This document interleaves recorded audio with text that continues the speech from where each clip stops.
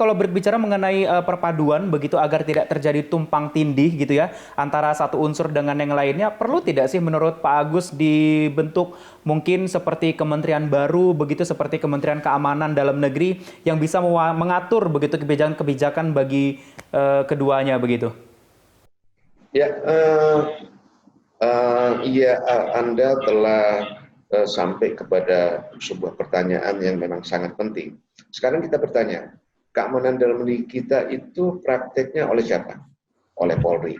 Keamanan di darat, keamanan di laut, itu oleh aparat penegak hukum. Ada Polri, ada BNPT, di laut ada Bakamla, yang merumuskan kebijakan untuk itu semua supaya tidak tumpang tindih. Itu siapa? Tidak ada. Gitu. Jadi ini sudah terjadi kekosongan kebijakan nasional di dalam keamanan dalam negeri, walaupun tidak dan belum melibatkan TNI. Di dalam pelaksanaan keamanan dalam fungsi keamanan dalam negeri oleh institusi fungsional saja juga mereka berjalan sendiri-sendiri karena tidak ada kebijakan nasional yang memayungi sebetulnya tujuan nasionalnya apa dan bagaimana kue nasional itu dibagi-bagi kepada institusi-institusi fungsional. Sehingga dengan demikian diperlukan memang sebuah kebijakan yang bersifat nasional agar jelas pembagian antara BNPT dengan Polri itu apa, pada saat diradikalisasi siapa berbuat apa, juga Bakamla itu juga jelas tugas-tugasnya. Ya, berarti memang semuanya dibutuhkan untuk yang bisa mengatur kebijakan-kebijakan itu agar tidak terjadi tumpang tindih peraturan antara satu dengan yang lainnya. Baik, saya akan mau menanyakan ataupun melihat dari pandangan dari Pak Agus sendiri. Ini terkait terjadi sesuatu hal yang ramai belakangan ini begitu Pak Agus terkait dengan RUU HIP Pancasila. Ini bagaimana Pak Agus melihat polemik pro dan kontra mengenai rancangan undang-undang haluan ideologi Pancasila ini? Pancasila memang harus disadarkan kepada seluruh bangsa dan memerlukan perkuatan. Tetapi ingat juga bahwa Pancasila adalah falsafah negara dan dasar negara yang sudah final. Dan dia final dalam bentuk 5 sila. Kalau kita buka lagi risalah sidang-sidang BPUPK, kita melihat bahwa sebetulnya Pancasila itu sudah final dalam bentuk 5 sila. Mulai dari 1 Agustus ketika diperkenalkan oleh Bung Karno sampai penetapannya tanggal 18 Agustus sebagai dasar negara. Itu sudah final. Nah, sudah final sebagai dasar negara, maka dikatakan bahwa Pancasila itu adalah sumber dari segala sumber hukum.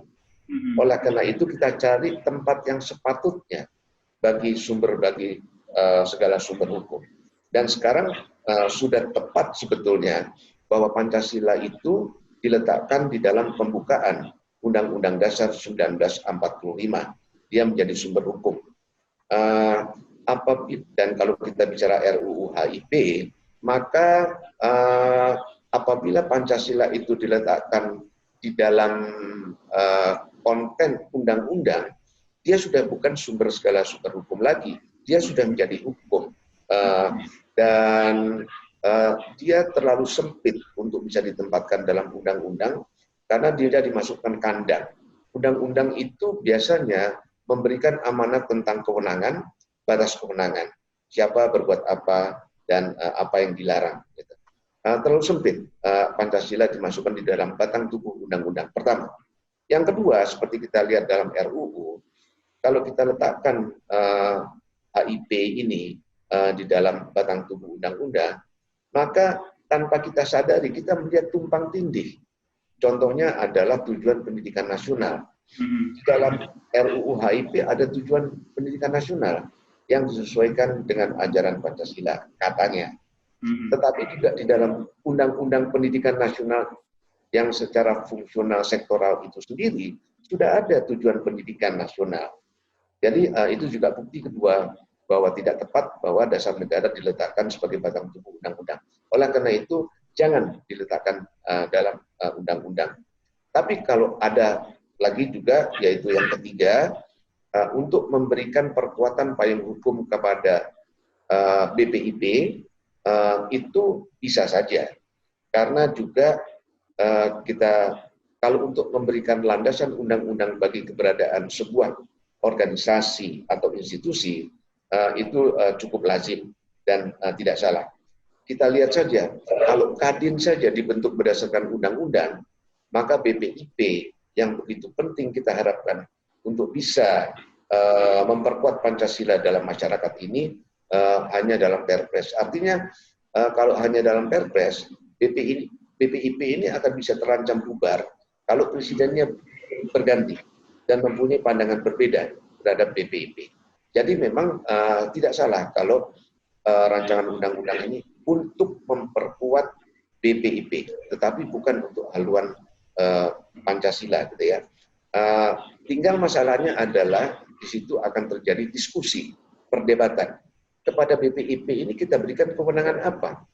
Kepada BPIP ini kita berikan tugas apa? Itu nanti.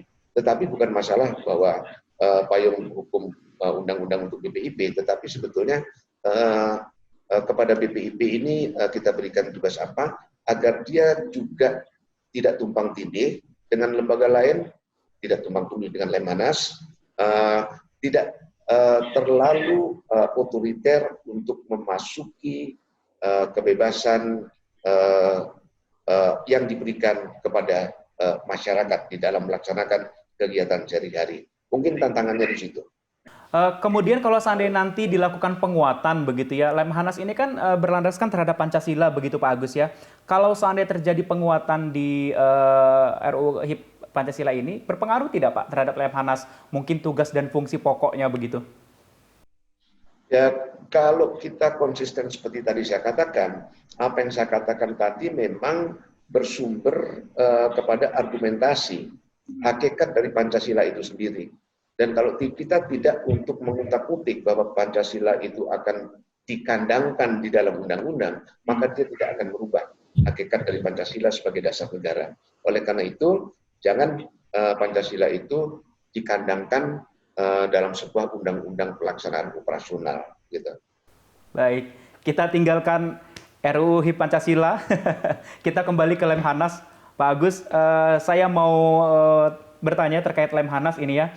Lemhanas ini kan terus melakukan inovasi begitu ya, agar menjadi sebuah lembaga yang berkelas dunia begitu. Sejauh ini apa yang mungkin Anda bawa kemudian untuk menjadikan Lemhanas ini sebagai lembaga yang berkelas dunia begitu? Ya, pertama-tama kita perlu luruskan apa itu definisi berkelas dunia. Ada yang mengatakan berkelas dunia itu harus bergaul dengan lembaga-lembaga di negara-negara yang ada di dunia. Saya melihat bahwa berkelas dunia itu adalah pada kualitas lembaga tersebut. Jadi kualitas lembaga tersebut harus bisa menyamai kualitas dari lembaga-lembaga sejenis yang ada di negara-negara lain di dunia.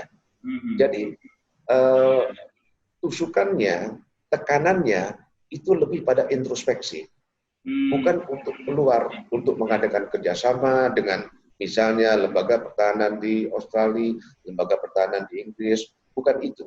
Tetapi apakah mekanisme kualitas dari fungsi Lemhanas itu akan bisa menyamai, bahkan melebihi dari lembaga-lembaga sejenis yang ada di negara lain. Sejauh ini Lemhanas bagaimana, Pak?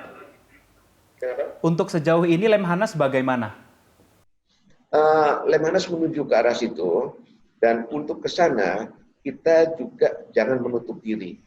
Kita tidak bisa untuk mempunyai ide-ide untuk maju kalau kita menutup diri dan kita sudah bisa mengatakan yang saya miliki ini sudah cukup, yang saya miliki ini sudah terbaik. Kita juga harus membuka diri bagaimana orang lain itu melakukan hal-hal yang sama. Dan kalau kita melihat bahwa di tempat lain mereka mendapatkan penghargaan dan apresiasi yang tinggi, kita perlu mencari faktor-faktor apa yang mereka miliki sehingga mereka bisa memiliki apresiasi tersebut. Apresiasi itulah yang perlu kita adopsi dan kita wujudkan di dalam sistem mekanika yang ada di dalam Lemhanas, sehingga output Lemhanas, proses Lemhanas, mekanika Lemhanas itu akan bisa menyamai paling sedikit, kalau bisa lebih dari output atau lagi outcome dari lembaga-lembaga jenis yang ada di negara lain. Jadi kembali, maka tekanannya, thrust-nya itu adalah introspeksi ke dalam. Apakah kita sudah baik? Kalau belum baik, di mana kita belum baik? Dan bagaimana kita bisa meningkatkan untuk menjadi lebih baik agar kita menjadi world class.